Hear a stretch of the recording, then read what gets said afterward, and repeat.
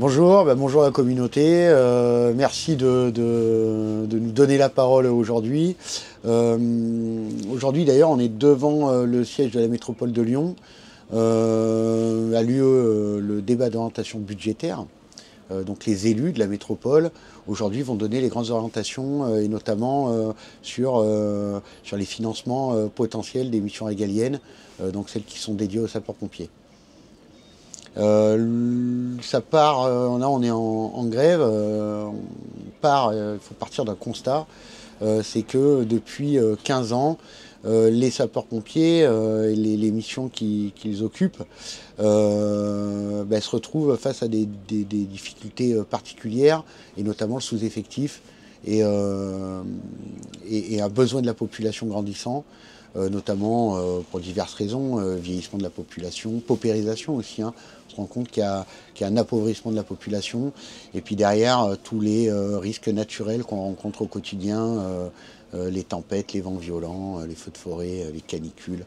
Et donc c'est vrai que les élus, depuis un peu plus de 15 ans, ont décidé de sous-financer les sapeurs-pompiers et leur mission.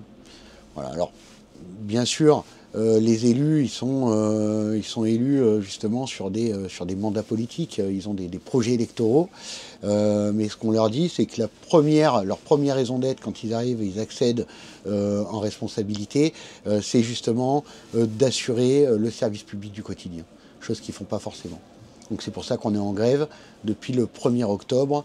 Les sapeurs-pompiers professionnels et personnels administratifs et techniques.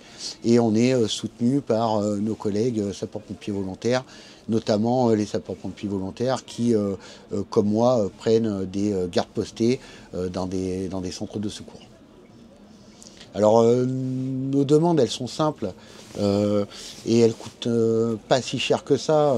Si je vous donne quelques chiffres, on accuse une augmentation du nombre de sorties d'engins de plus de 32% sur les 10 dernières années, alors que les effectifs de sapeurs-pompiers professionnels, eux, ont baissé de 10%. Donc vous vous rendez bien compte que quand on arrive au milieu de la croix, là, il y a quelque chose qui fonctionne plus. Et nous, ce qu'on demande, c'est prioritairement du recrutement, bien sûr une revalorisation de salaire, parce que les salaires sont gelés depuis plus de 10 ans, et aussi des mesures qui soient prises sur tout ce qui est régime de garde, le temps de travail en fait.